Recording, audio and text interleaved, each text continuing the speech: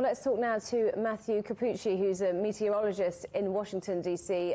Good to have you on the programme, Matthew. Thanks for joining us. So clearly very difficult weather conditions at the moment. What's it like where you are?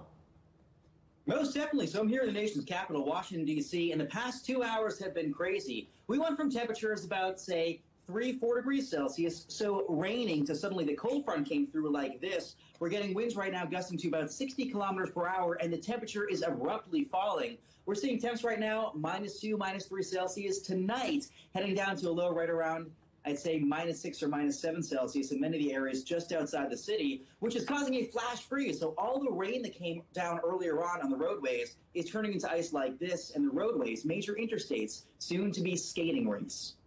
So we're hearing terms like a weather bomb. Why have there been such extreme temperature drops?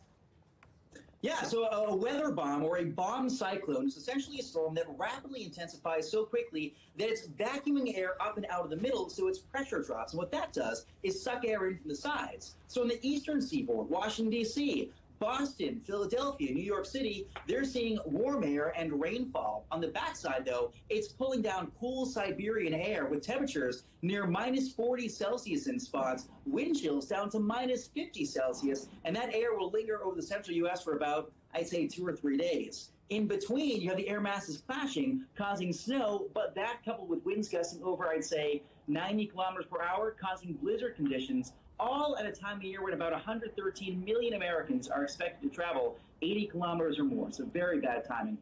So how does this compare with the kind of weather that you usually see at this time of year? So we're used to seeing big storm systems this time of year. Generally, though, when we talk about bomb cyclones, to rapidly intensify, they need like a heat source or a source of what we call baroclinicity, basically a change in temperature with distance. Ordinarily, that comes from the Gulf Stream. So really, when we see these big bomb cyclones, they're like coastal storms that ride off the coastline and mainly affect the ocean, but throw some precipitation, some rain and snow back at the coast. What's happening right now is that we're seeing a bomb cyclone develop over the Great Lakes, which is pretty unusual, and it's a very strong one. And moreover, you know, on all the Great Lakes, we're seeing waves right now over 6-7 meters in height. We're seeing prolific snowfall, too. So really, both the location of where the storm is and the extent to which it's developing so quickly are rather unusual for this time of year. So, as you point out, it's holiday season, lots of people wanting to travel, possibly to see families. You said some of the roads were going to be like ice rinks. How are people going to be able to get around? How much disruption will there be? So honestly, I think people should just kind of push back their festivities a day if they can. Here on the East Coast, all those major interstates are seeing that flash freeze right now, so they'll be very treacherous later on this afternoon and this evening Eastern time. Over the central U.S., you still have snow falling, and behind the snow, even where it's no longer snowing, where it's sunny, you have the winds, the cold, icy winds from Siberia picking up, and that's lofting the freshly fallen snow, causing what we call a ground blizzard. And the National Weather Service is warning of life-threatening conditions because you have the ground blizzard, you can't see anything, you have temperatures of -30, -40 Celsius at times. For folks who are traveling, if they do travel, A, they can't see, and B, if they get stuck, they're going to need an emergency kit or something because these temperatures are unsurvivable, really. So people should push back their Christmas a day then. When's it going to start getting better?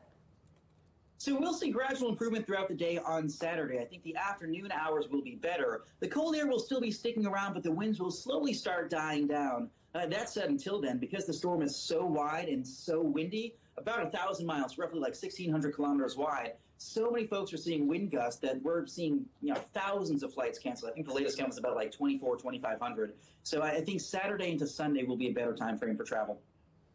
Okay, Matthew Cappucci, good to talk to you. Thank you very much indeed for joining us. That's Matthew Cappucci, a meteorologist in Washington.